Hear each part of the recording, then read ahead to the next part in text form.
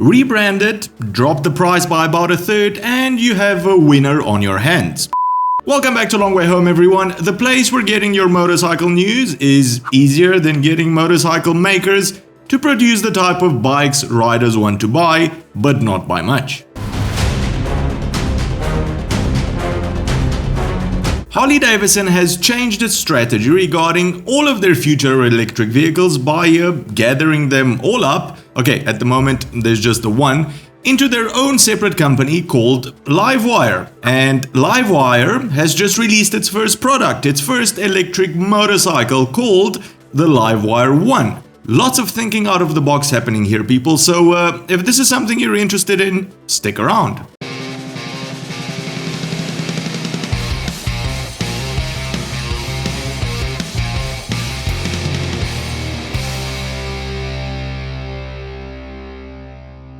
I am fully aware that every time I tackle a subject that even remotely has anything to do with an electric motorcycle, people just switch off and start thinking about other things, important things like how does crocheting actually work? Is it magic or can only old people do it? But this episode is not really focused on the Livewire One itself as a bike, but more on the direction one of the biggest motorcycle companies in the world, Harley Davidson, is going with their future electric bikes. The first major piece of news is that Harley has split all of its current and future electric products into a separate company called just Livewire. And I know what you're thinking, we've already seen this play out before with the Buell, where Harley would have a separate spin-off company that concentrates on something that isn't usually Harley's bread and butter, but more exciting and at the same time riskier, ignore it for a decade or so and then completely kill it. Unfortunately, with Livewire,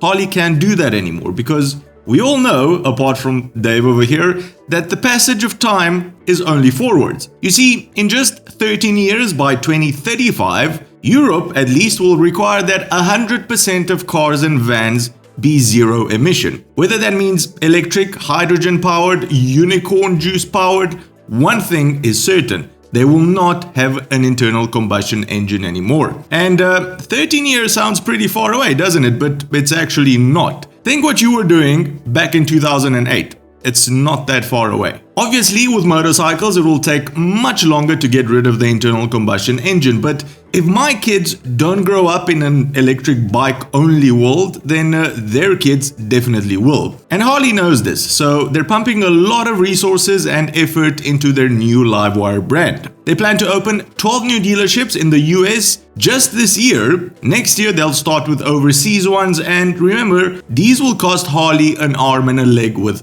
staff costs, water coolants, I don't know, whatever you need to buy when you open a dealership. And at the same time, they only have one product, the Livewire One, which is not gonna sell at all.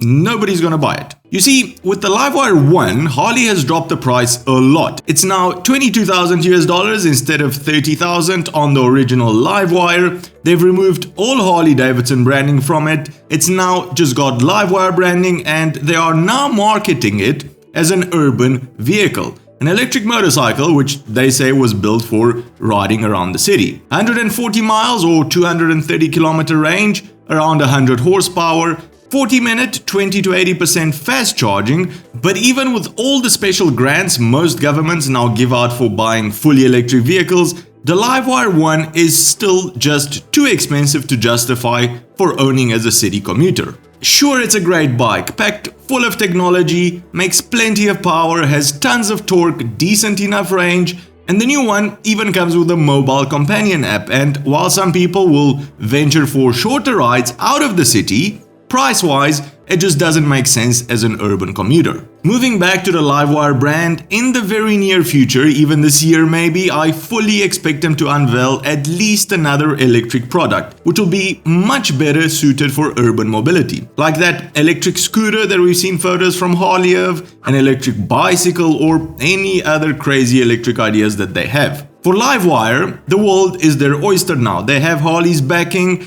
and are concentrating on making smaller, inexpensive products that get you around town faster and in a more fun way. So personally, I can't wait to see what they come up with next. Hopefully, it's not a Livewire 2. It's not time for that, Harley, so wait another decade or so. In the meantime, why don't you drop down in the comment section below and let us all know what gets you excited about electric motorcycles, if anything, and what's the next product you want to see coming from Livewire? Well, that's the show for today, everyone. If you've enjoyed it, give it a big thumbs up. And if you think you've learned something new, consider subscribing or becoming one of our patrons to help us make more of these shows. Cheers, and I'll see you on the next one.